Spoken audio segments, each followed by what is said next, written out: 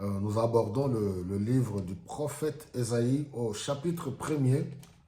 Nous voyons d'abord les 9 premiers versets. Alors, Ésaïe, d'abord, la signification veut tout simplement dire le Seigneur sauve. Dans cette période où nous commémorons la naissance du Sauveur de l'humanité, c'est encore une opportunité que nous pouvons saisir pour répondre positivement à la main tendue de Dieu à toute l'humanité par l'œuvre de Jésus-Christ à la croix. Alors, on nous dit ici, nous prenons rapidement au verset 2. Ciel, écoute, terre, prête attention, c'est le Seigneur qui parle. J'ai élevé des enfants pour en faire des adultes, mais ils se sont révoltés contre moi. Un bœuf connaît son propriétaire et un âne le maître qui lui donne à manger. Mais Israël ne veut rien savoir, mon peuple ne comprend rien. Quel malheur, nation coupable, peuple chargé de crimes, race des malfaiteurs, enfants vicieux que vous êtes.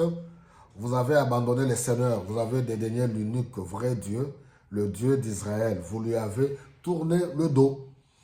Où voulez-vous qu'il vous frappe encore, vous qui persistez dans la révolte? La tête est couverte de blessures. Le cœur tout entier est malade. Des pieds à la tête, plus rien n'est intact. Tout n'est que blessures, traces de coups et plaies ouvertes que personne n'a nettoyé, ni pensé, ni soigné à l'huile. Votre pays est comme un désert sinistre. Vos villes sont incendiées. Sous vos yeux, des étrangers dévorent le produit de votre sol. Il n'en reste plus rien, comme si Dieu avait infligé ce bouleversement à des étrangers. Seul Sion subsiste comme une hutte dans une vigne, comme une cabane dans un champ de concombres, comme une ville assiégée. Si le Seigneur de l'univers ne vous avait pas laissé quelques rescapés, nous serions comme la ville de Sodome dans le même état que Gomorrhe. Nous devons comprendre d'abord que Dieu se révèle à toute l'humanité. Dieu, c'est un Dieu qui a un plan, un programme pour se faire connaître à toute l'humanité. Il commence par Abraham, Isaac, Jacob. Et là, il s'agit de descendants, les petits-fils d'Abraham.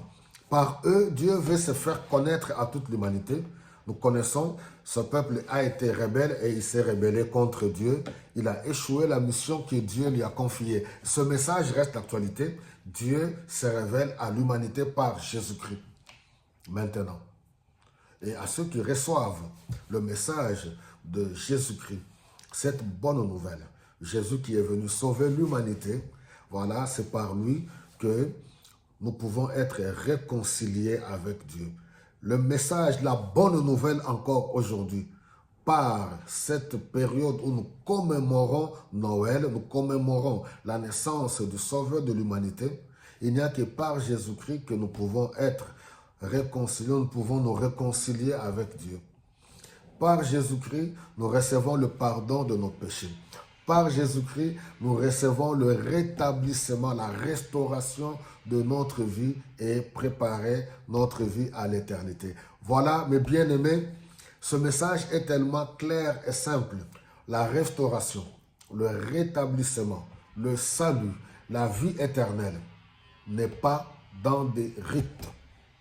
La restauration, l'éternité, la vie éternelle, l'épanouissement, le pardon du péché n'est pas dans des religions, n'est pas dans des coutumes, n'est pas dans une science quelconque, si bonne qu'elle soit.